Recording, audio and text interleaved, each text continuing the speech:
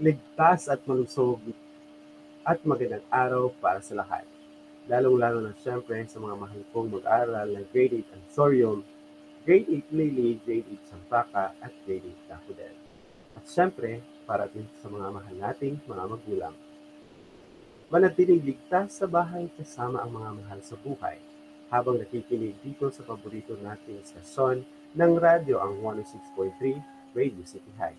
Pwede nyo rin mapanood gamit ang inyong Facebook account at huwag kalimutang mag-subscribe at i-click ang like button sa ating Facebook account ang 106.3 Radio City High, where your listen is not in vain because you listen to learn.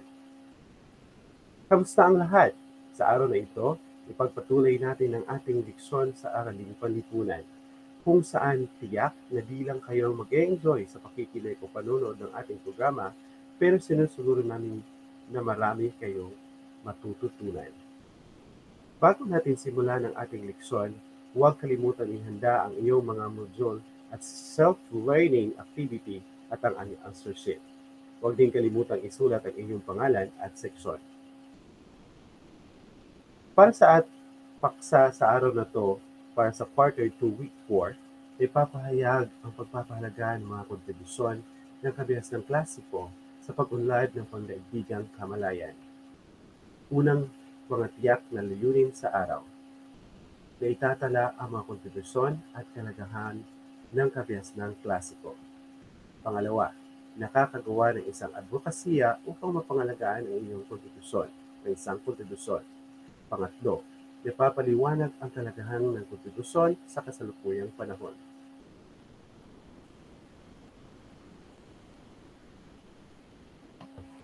Ang kabias ng Romano.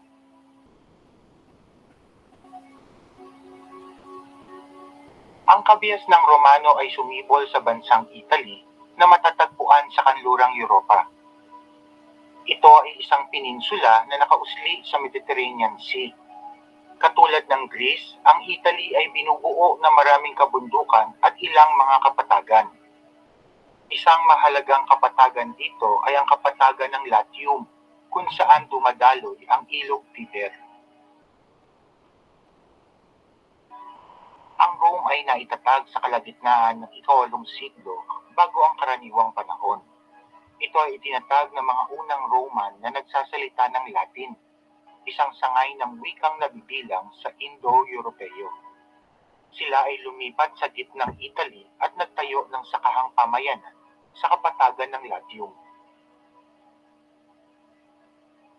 Ayon sa isang matandang alamat, ang Rome ay itinatag ng kambal na sina Romulus at Remus. Habang sila ay sanggol pa lamang, inilagay sila sa isang basket at ipinaanod sa ilog Tiber ng kanilang amain sa takot na angkinin ng kambal ang kanyang trono. Ang kambal ay sinagip at inaruga ng isang babaeng lobo. Nang lumaki ang kambal at nalaman ang kanilang pinagmulan, ay kanilang inangkin muli ang trono at itinatag ang Rome sa pangpang ng ilog Tiber noong 753 BCE. Ang mga Romano ay tinalo ng mga Etruscan, ang kalapit na tribo sa hilaga ng Rome. Sila ay magagaling sa sining, musika at sayaw, at dalubhasa rin sila sa arkitektura, gawaing metal at kalakalan. Noong 509 BCE ay namuno si Lucius Junius Brutus at nagtagumpay sa pagtataboy sa mga Etruscan. Matagumpay niyang napatalsik ang huling haring Etruscan na si Tarquinius Superbus, at itinatag ni Lucius Junius Brutus ang isang republika na tumagal mula 509 hanggang 31 BCE. Sa Republikang Romano, sa halip na pumili ng hari ay naghalal sila ng 2 konsul na may kapangyarihan na tulad ng isang hari at manunungkulan lamang sa loob ng 1 taon. Dahil sa pagkakahati ng kapangyarihan ng mga konsul, ay humina ang sangay ng tagapagpaganap. At sa oras ng kagipitan, ay kinakailangang pumili ng isang diktador na manunungkulan lamang sa loob ng 6 na buwan. Ang isang diktador ay magtatamasa ng higit na kapangyarihan kaysa sa mga konsul. Tanging ang mga patricians o maharlika ang maaaring mahalal na konsul, diktador at senador. Ang mga plebeians o karaniwang mamamayan ay hindi pinapayagang makakuha ng posisyon sa pamahalaan maliban sa pagiging isang sundalo. Ang Republika ng Roma ay naging imperyo noong 27 BCE at si Octavian ang naging unang emperador na mas kilala sa titulong Augustus Caesar. Matapos ang halos 5 siglo ng pamamayani, ang imperyo ng Roma ay bumagsak noong 476 CE. Ito ay bunga ng sunod-sunod na pagkatalo sa digmaan, problemang pang-ekonomiya, sobrang gastusin sa gawaing militar, korupsyon sa pamahalaan, at marahil na rin sa sobrang lawak ng kanilang nasasakupan.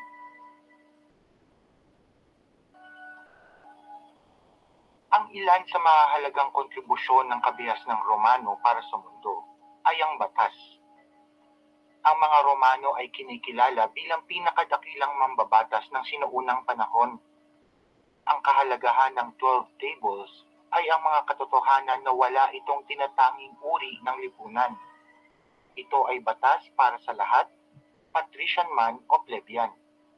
Ito ang ginamit upang alamin ang mga krimen at tadyahin ang kaukulang parusa. Nakasaad dito ang mga karapatan ng mga mamamayan at pamamaraan ayon sa batas. Ikalawa ay ang panitikan. Ang panitikang Romano ay nagsimula noong kalagitnaan ng 3 siglo bago ang karaniwang panahon. Subalit ang mga ito ay salin lamang ng mga tula at dula ng bansang Greece. Ang halimbawa nito ay si Luvius Andronicus na nagsalin ng Odyssey sa wikang Latin. Si Macius Plautus naman at Terence ang mga unang manunulat ng komedya. Ang iba pang kilalang manunulat at orador na Romano ay sina Titus Lucretius Carus at Gaius Valerius Catullus. At si Cicero, isang manunulat na nagpahalaga sa batas at nagwikang ang batas ay hindi dapat maimpluwensyahan ng kapangyarihan o sirain ng pera. Pagdating naman sa inhenyeriya o engineering, ay ipinakita ng mga Romano ang kanilang galing. Nagtayo sila ng mga daan at tulay upang pagugnayin ang buong imperyo, kabilang na ang malalayong lugar. Marami sa mga daan na ginawa nila noon ay ginagamit pa hanggang ngayon. Isang halimbawa ay ang Appian Way na nag-uugnay sa Rome at Timog Italy. Gumawa rin sila ng mga aqueduct upang dalhin ang tubig sa lungsod. Pagdating sa arkitektura ay sinasabing ang mga Romano ang nakatuklas ng semento. Marunong na rin silang gumamit ng estuko, isang plaster na pampahid at pantakip sa labas ng pader. Ang arch na natutuhan ng mga Roman mula sa mga Etruscan ay ginamit sa mga templo, aqueduct at iba pang mga gusali. Ang estilo ng gusali na ipinakilala ng mga Roman ay ang basilika, isang bulwaga na nagsisilbing korte at pinagpupulungan ng asembleya. Ang forum ay ang sentro ng lungsod. At ang Colosseum, isang amphitheater para sa labanan ng mga gladiator. Pagdating sa pananamit ay dalawa ang kasuotan ng mga lalaking Roman. Ang tunic ay ang kasuotang pambahay na hanggang tuhod. At ang toga ay sinusuot naman sa ibabaw ng tunic kung sila ay lumalabas ng bahay. Ang mga babaeng Roman ay dalawa rin ang kasuotan. Ang stola ay ang kasuotang pambahay na hanggang talampakan at ang palya na inilalagay sa ibabaw ng stola. Ang kabias ng Romano. Para sa unang gawain, una ng tamang sagot ang talahanayan. Isulat ito sa angkop na kolon. Para sa unang kolon, una, China, pangalawa, Mali, at pangatlo, Songhai. Para naman sa pangalawang kolon, mga kontribusyon ng imperyo. Isulat sa patlang. At pangatlong kolon, ang kalagahan ng mga imperyo.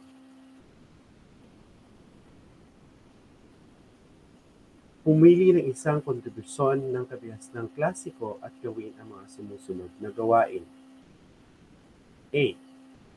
Sumulat na maikling pahayag na naglalaman ng inyong advokasya upang mapangalagaan ang kontribusyon ng inyong napili. Isulat ito sa ang mga kontribusyon sa patlang ng inyong answer sheet. B. Ipaliwanag ang kalagahan ng kontribusyon sa kasalukuyang panahon sa Iligan City.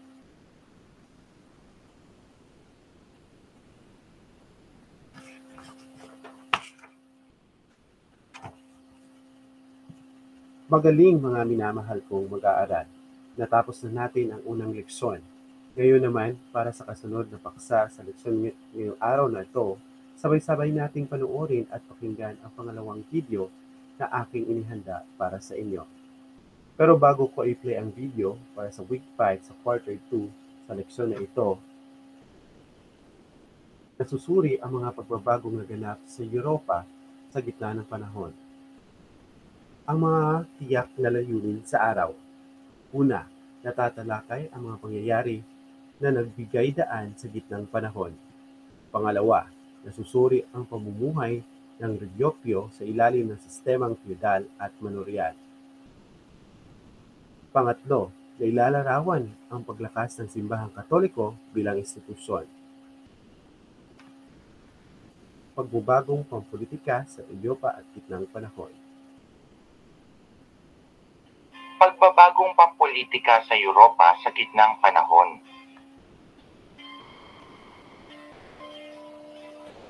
Taong 476 CE, nang tuluyang bumagsak ang Imperyong Roman sa kamay ng mga barbaro. At saka wala ng pag-asa na maibalik ang dating lakas militar at kasaganahang material ng imperyo, ay bumaling ang mga mamamayan sa simbahang Katoliko, ang tanging institusyon na hindi pinakialaman ng mga barbaro para sa pamumuno at kaligtasan.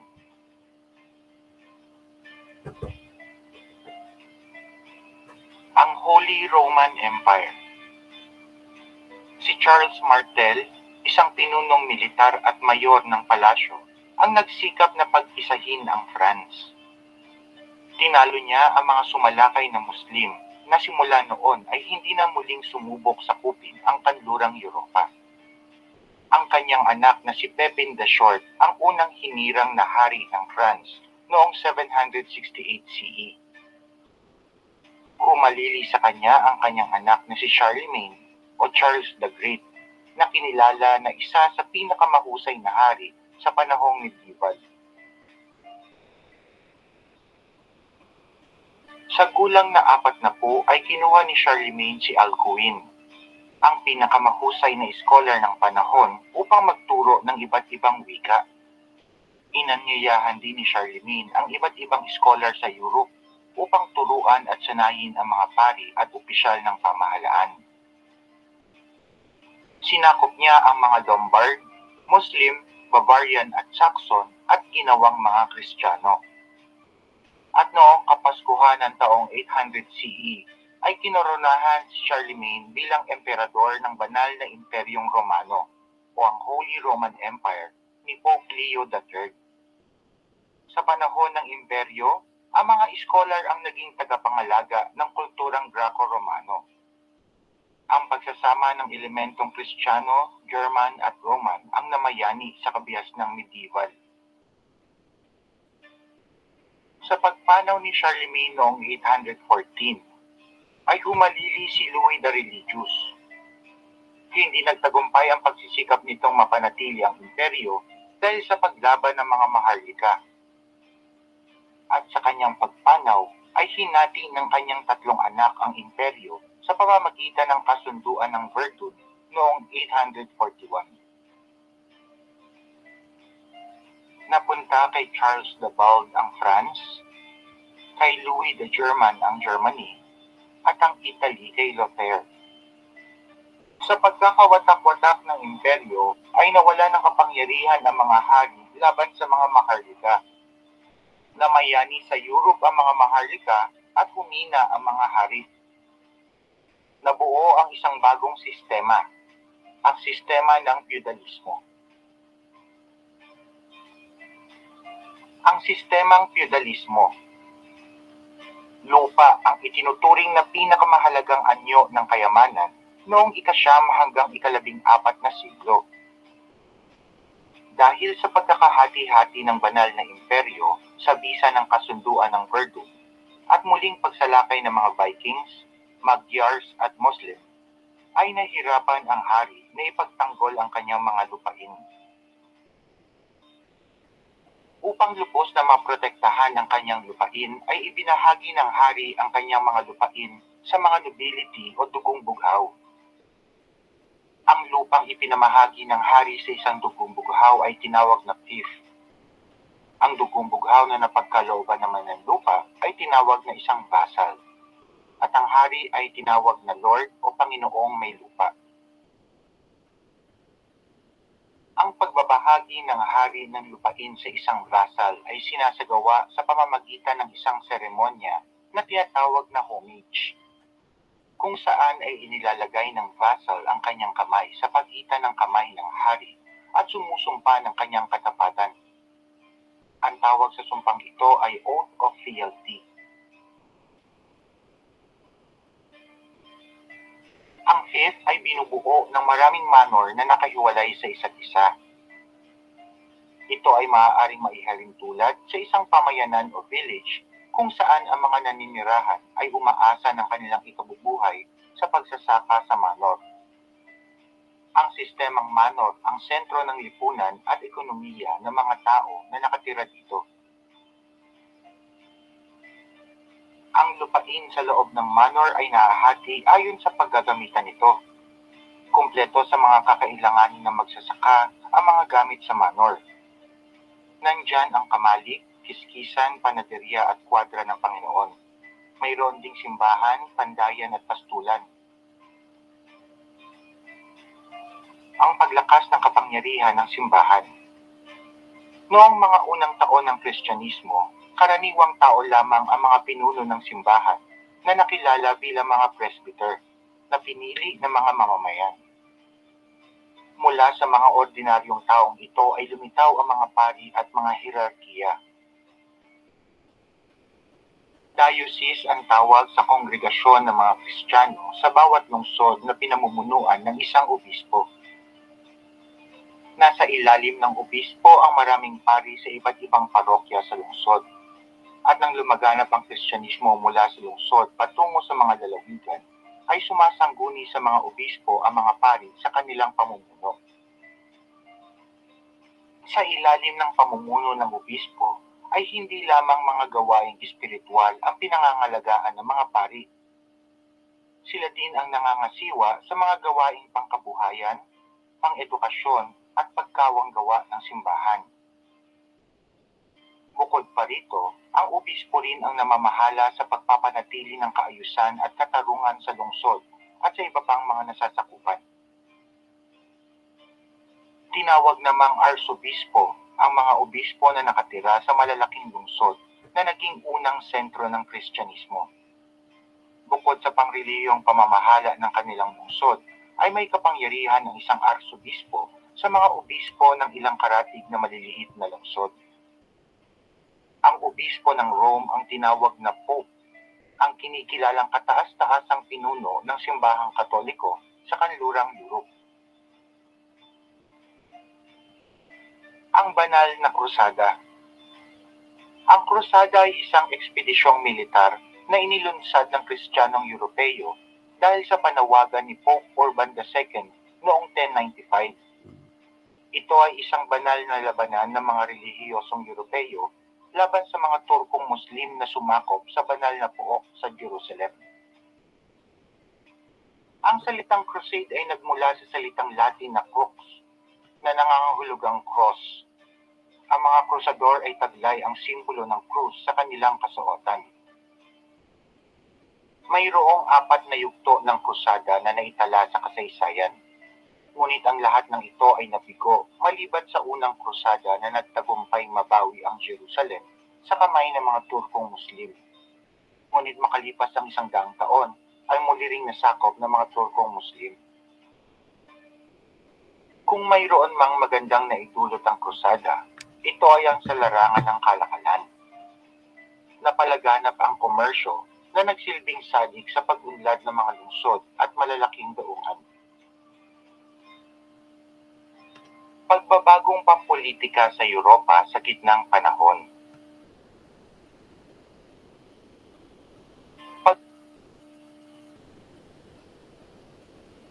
Ngayon naman, gamit ang inyong module at self-learning activity, makikita at mababasa nyo ang unang gawain.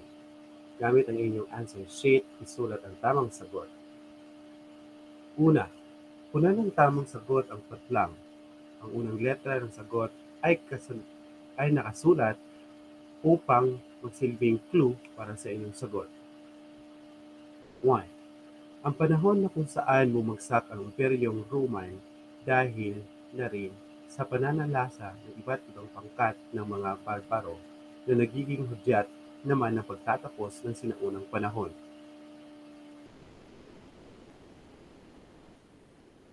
Pangalawa, siya ay itinuturing na isang pinakamahusay na hari noong panahong medieval dahil sa kanyang pamumuno, muling nabuhay ang Imperyong Roman. Pangatlo, ito ay tumutukoy sa tungkulin panahon ng panunungkulan at kapangyarihan ng Papa bilang pinuno sa simbahang Katoliko. Pang-apat, isa pang ekonomiyang aspekto ng feudalismo na kung saan ito ay gumagabay sa pamumuno ng mga hari sa kanilang masasakupan. 5. Isang matibay na sistemang naitatag noong panahong medieval na kung saan naging politikal, socio-economical, at military sagot ng pangangailangan sa tagapanguna sa panahon ng kaguluhan.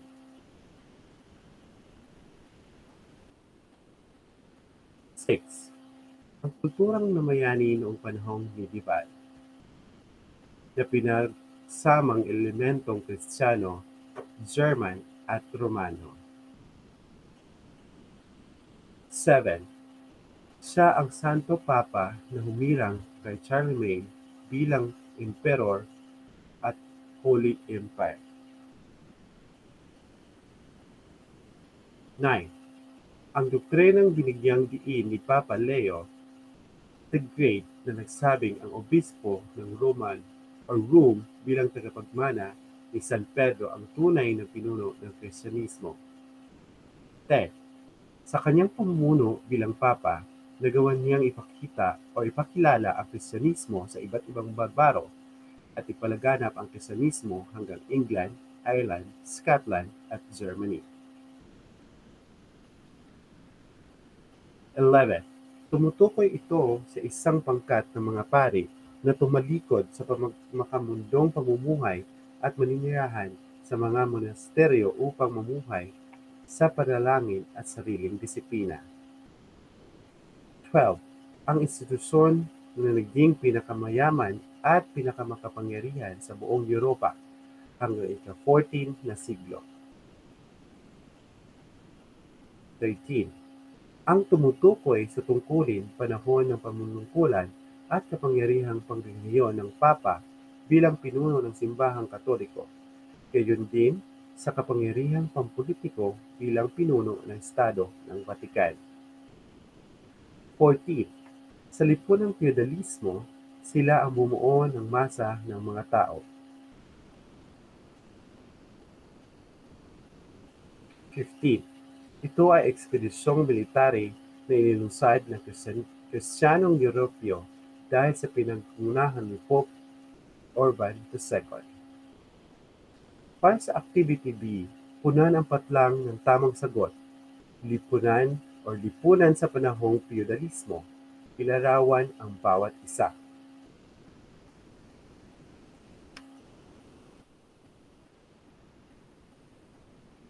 Pagaling, nakakatiyak ako na lahat tayo ay nakasunod sa lahat ng gawain. Ngayon naman, para sa gawain C or matching type, isulat ang titik ng tamang sagot.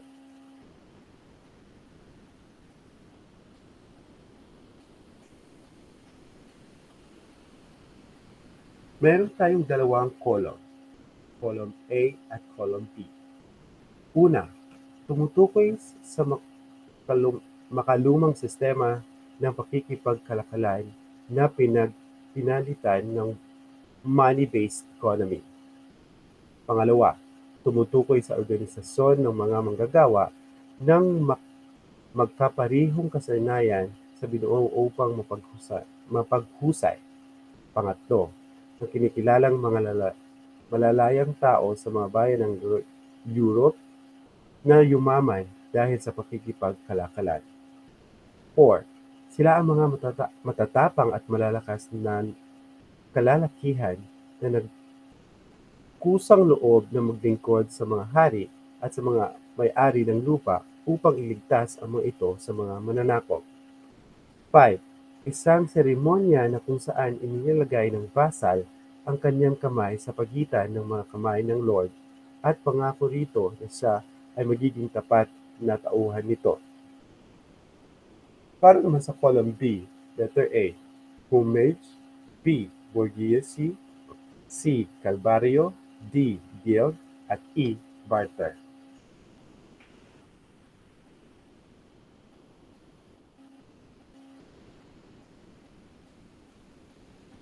Nag-enjoy ba ang lahat? Nasagutan ba natin lahat? Magaling! Ngayon para sa pangatlo at panghuling leksyon sa ating quarter, andito na tayo sa quarter 2, week 6. Sa leksyon na ito, ay tataya ang impluwensya ng mga kaisipang lumaganap sa gitnang panahon. Ang mga tiyak na layunin sa araw. Una, nakilala ang mga makapangyarihang namamahala sa simbahang Katoliko sa Europa sa panahon ng Didibal.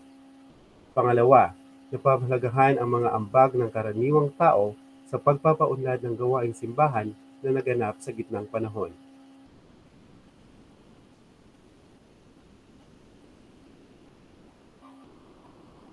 Ang impluwensya ng mga kaisipang lumaganap sa gitnang panahon. Sa araling ito ay ating tatalakayin ang naging impluwensya ng mga kaisipang lumaganap sa gitnang panahon, partikular ang sistemang feudalismo at manorialismo. Ang sistemang feudalismo. Nahahati sa tatlong pangkat ang lipunang Europeo sa panahong feudalismo. Ang mga pari, mga kabalyero, at mga alipin. Hindi itinuturing ang mga pari na natatanging sektor ng lipunan sapagkat hindi namamana ang kanilang posisyon dahil hindi sila maaaring mag-asawa. Maaaring manggaling ang mga pari sa hani ng maharlika, manggagawa at mga alipin. Ang mga kabalyero.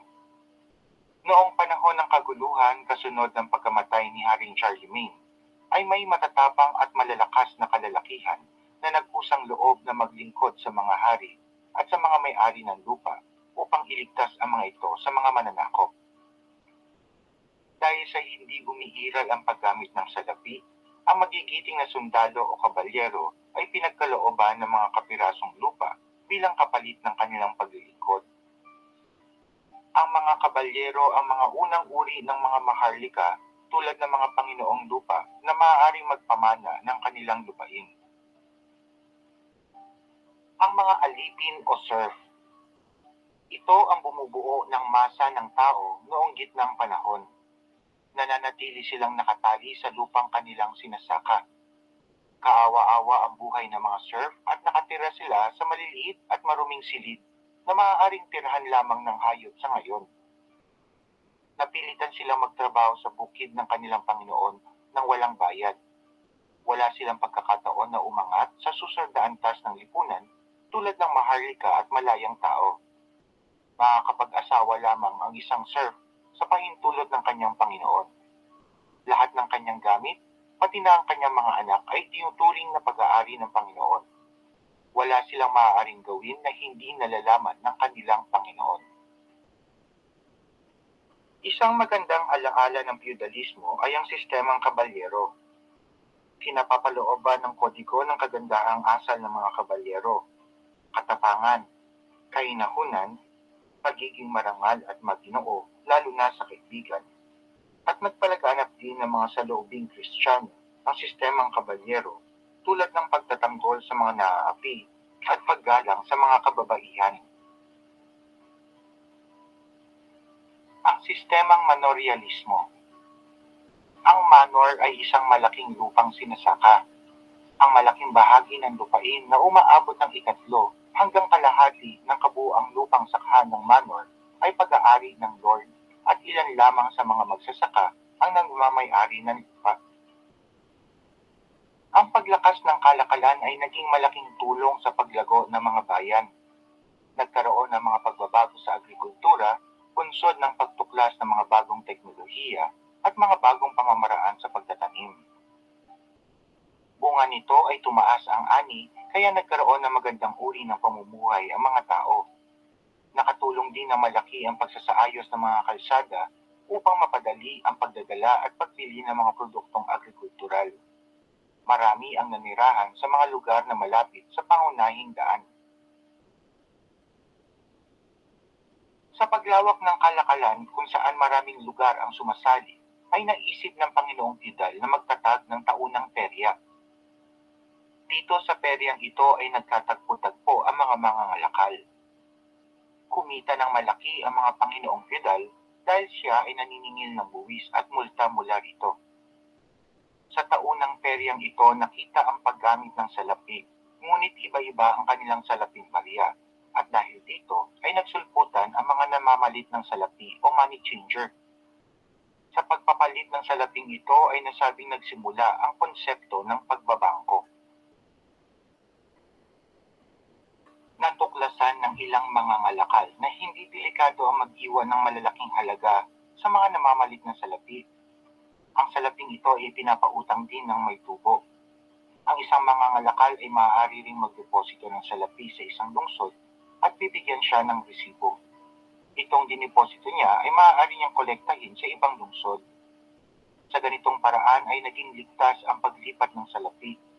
Ang sistemang ito ng pagpapautang at pagbabangko ay narinang sa Hilagang Italia. Ang paggamit ng pera ay nakatulong sa paglalapit ng mga tao buhat sa iba't ibang lugar. Sa pag-unlad ng kalakalan at industriya at paglawak ng mga bayan, ay isang makapangyarihang uri ng tao ang lumitaw. Sila ang tinatawag na burgis.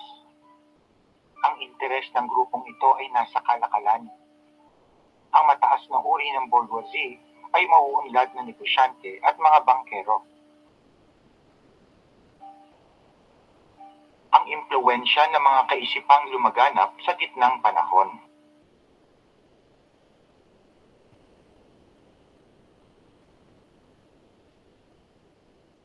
Anong masasabi niyo sa video ng ating ita para sa leksyon natin ngayon?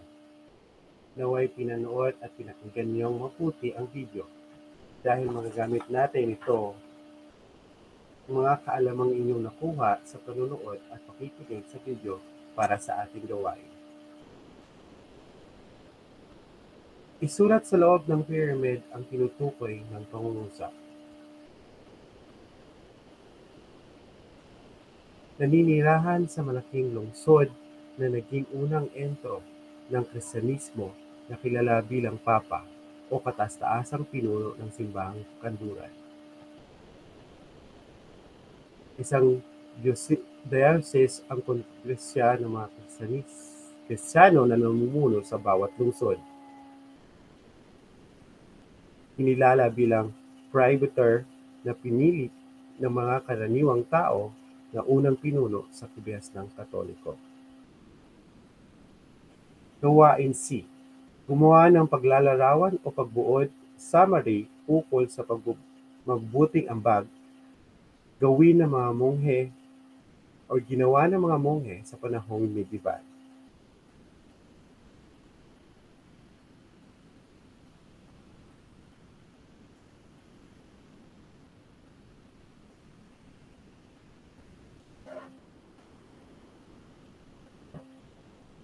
Very good mga pinagmamalaki kong mag-aaral.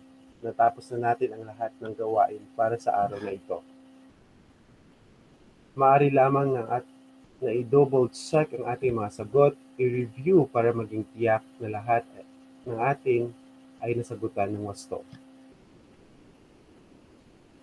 Maraming salamat sa panunood at pakikinig sa isang makabuluhang leksyon para sa ating araling panlipunan. Laging tandaan, huwag kalimutan ang palagiang paghugas ng kamay, observe social distancing at manatili sa bahay habang nag-i-enjoy sa panunood at pakikinig dito sa ating paboritong stasyon ng radyo, ang 106.3 Radio City High, where you listen is not in vain because you listen to learn. Hanggang sa susunod, at ito na si Teacher Jeff Biliran Deligaw na nagsasabing, ingat tayong lahat dahil lagot ang Ginoo.